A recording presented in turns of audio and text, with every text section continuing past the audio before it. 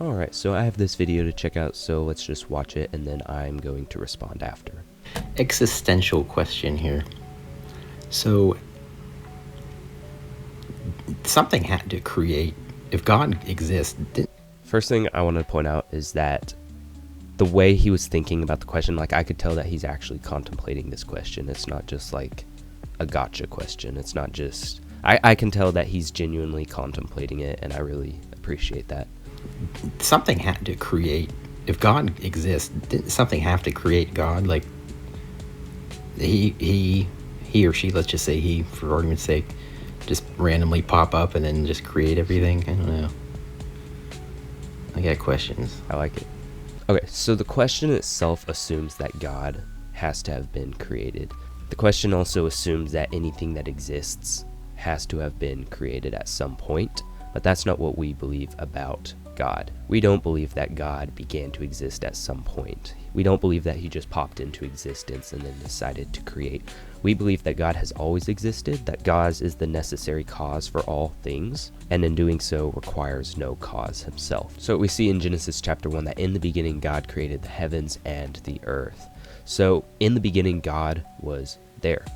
In the beginning, God created the heavens and the earth. Actually, verse 14 says, "And God said, let there be lights in the expanse of the heavens." So the expanse of the heavens is space. Let there be lights in the expanse of the heavens, stars, to separate the day from the night, and let them be for signs and seasons and for days and years, and let them be lights in the expanse of the heavens to give light upon the earth. And it was so. So God created the universe, God created the earth, God created every single thing. Now, one thing that I want to point out is that time exists within the universe. Time exists as a part of the universe, as a part of everything that we know. And so, if God created time, God cannot be bound by time. We see this in Psalm 90 where it says, "Lord, you have been our dwelling place in all generations, before the mountains were brought forth, or ever you had formed the earth and the world. From everlasting to everlasting, you are God." Everlasting is infinite. Everlasting is not just a big, large number. No, everlasting is infinite. In fact, in Exodus 3, Moses is questioning God, saying, "God, who should I say sent me?" God said to Moses, "I am who I am." And he said, "Say this to the people of Israel, I am has sent me to you." And I am what I am implies self-existence. I am what I am, or I will be what I will be. It's just, this is the name of the eternal God. God clearly agrees with eternity being applied to him because he says, "I am who I am what I am." In Isaiah 43:10, we see this, "You are my witnesses, declares the Lord, and my servant whom I have chosen, that you may know and believe me and understand that I am he. Before me no God was formed, nor shall there be any after me." So nothing made God. No other God made God. No other ultimate creator made God.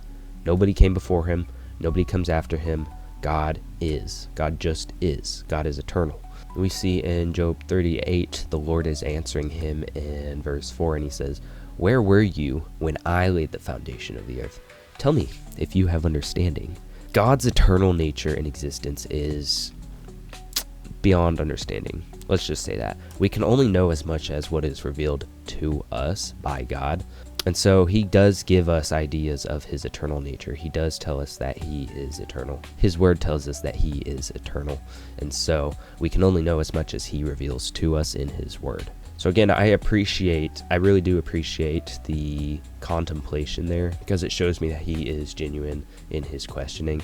But the only problem with the question is that it assumes that God needed a creator or that God needed something to exist apart from him. Which, if that were the case, then we could say, well, then what caused that one, or what caused that one, or that one, and that one, and so on as we move up the ladder, right? But instead, God comes and is the ultimate cause. God is the uncaused cause that caused everything as we know it. Thank you for watching. I hope this helped anybody who is looking for an answer like this, and I will see you guys later. God bless.